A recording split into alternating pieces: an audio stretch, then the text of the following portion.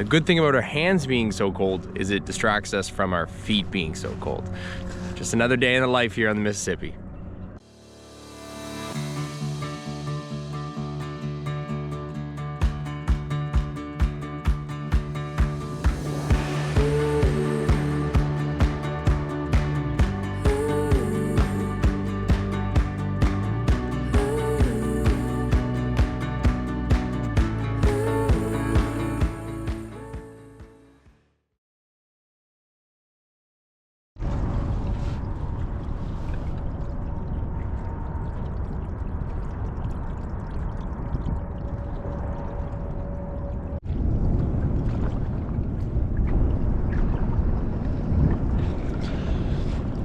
We're just leaving Winona. We don't really have a plan for the day. We're gonna try and go like between 25 and 35 miles. We'll see where that gets us. Like there's maybe two locks that we're gonna go through today. We were hoping to get out of Minnesota on the 31st, but we're not gonna be able to get out of the state today. But tomorrow we'll be leaving Minnesota behind us, which is a really big step in the trip.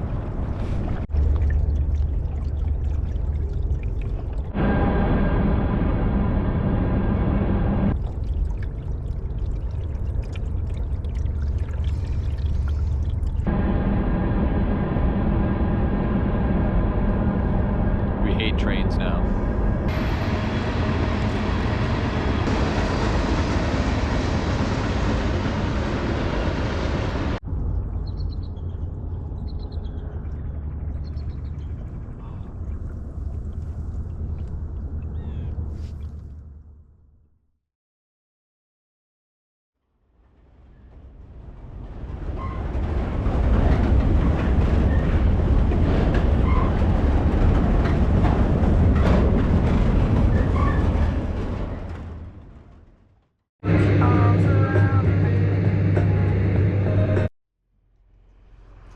Looks like an excavator on top of a barge.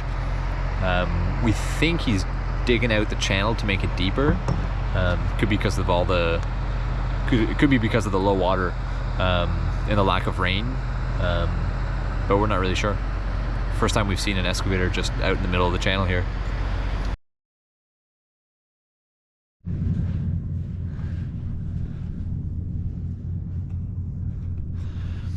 Alright, we landed at this spot called Party Cove. Unfortunately, there's no partying going on, just two guys in a really wet tent. Alright, Pep's gonna show us his sleep strategy in the tent. Okay, so welcome to the humble abode. The key piece of gear here is something called a fish monkey. It's a wonderful balaclava. You gotta zip that in. Key component here is the only thing that can be showing is your nose. Then you zip everything else up super duper tight. So the only thing is just for fresh air, and you're good to go. Yeah, the guy's a loser.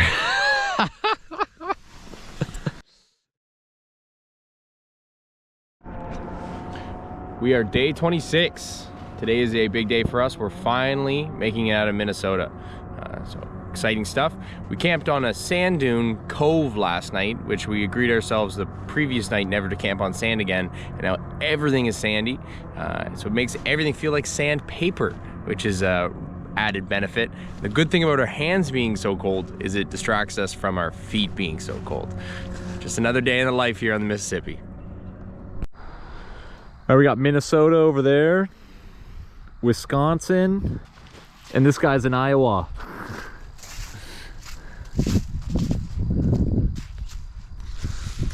See you later, Minnesota. Thanks for the tater tots. All right, we're camping out just outside of Lansing. It's our tent.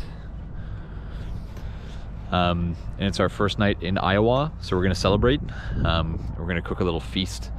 We're gonna make some tacos. So we got some corn,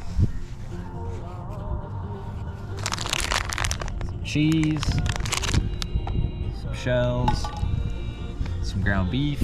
We're gonna cook the beef on the embers with this guy. Then we're gonna chow down. Alright, It's early in the morning, November 2nd. We're just leaving Lansing, and we got word from some other through paddlers upriver that there's a Riverboat Casino with an all-you-can-eat buffet in Marquette. It's about 28 miles away, so we got up extra early just to give us more time at the buffet. So that's the plan today, Marquette's Riverboat Casino. All right, we're about 3 miles out from the lock number 9. We had like crazy headwind all morning, pretty big waves. We were hugging the shore. Then we turned the corner and it's just dead flat. Now we're gonna just speed up and go as fast as we can. All we're thinking about is that friggin' buffet tonight. We got to that lock 9 and there was a barge going through, so we just had to sit on the side and wait for the barge to get out. The whole time we were just like doing math calculations to find out how fast we need to go to get to the buffet. The buffet opens at 4 p.m. and it closes at 7, so we're trying to maximize our time. So ideally we are waiting at the door at 4 o'clock to get the full 3 hours of the buffet. It's noon now and we're probably about 3.5-4 hours out, so timing's gonna be tough, but we're gonna paddle super hard to get to that buffet on time. Keep you guys posted. We're just out of here slowly getting our dreams crushed. Headwind just picked up like crazy. We got big waves. We're going like 1.5 miles, 2 miles an hour. We're just slowly watching our dream of eating a buffet tonight just slip away. Hopefully the weather changes and we can get to that buffet, but it's not looking good. It's looking like instant mashed potatoes and God knows what else.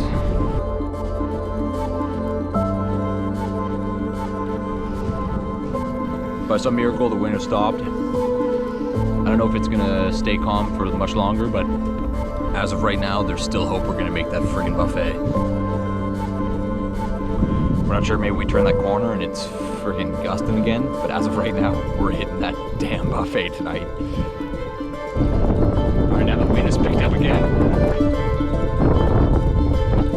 That's like a 3-mile stretch straight headwind, and it might screw us, I don't know. Today's been a roller coaster of emotions. Just want that friggin' buffet so bad. It's time to bring out Backwards Hat James and Pirate Pep. Where's Pirate Pep? We're gonna bring Pirate Pep out. Oh shit. That buffet better watch out.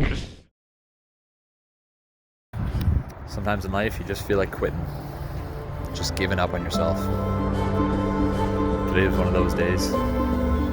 We had 2-foot swells, white caps. The wind was in our face all day. We didn't quit though. I don't care what your goal is, how far it is, how hard it is to achieve it. You just keep pushing. Even if that goal is a $14.99 all-you-can-eat buffet on a Riverboat Casino in the middle of nowhere, Iowa.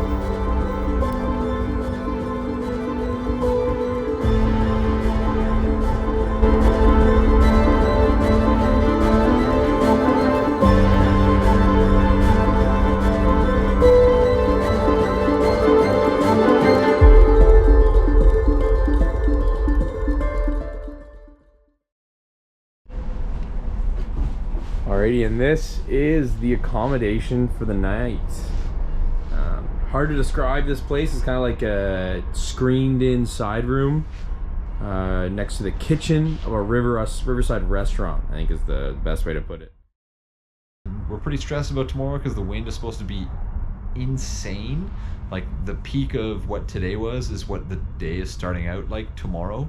Our friends Corey and Espoir, who are also through paddling, they're just a few miles ahead of us. They said there's a river angel in Gutenberg that's putting them up for the night, and they said that we could stay there tomorrow night. The only thing is that it's 20 miles down river, and so we're not even sure if we're going to be able to do 20 miles tomorrow just because the wind is going to be really intense. So we're going to play it by ear. Worst case, we might be able to stay here for another night. Obviously we don't really want to do that. We'd like to get some miles under us. So we'll probably get up really early tomorrow morning and hit the water and see if we can try and make it to Gutenberg. That would be best case, but we're not sure because of the weather. Good morning from Big Alice. We've got an interesting one ahead of us today. We've got a really nice calm paddling weather right now, and then the next 2 hours that switches to some pretty brutal winds, all south. So we're gonna be facing it all day.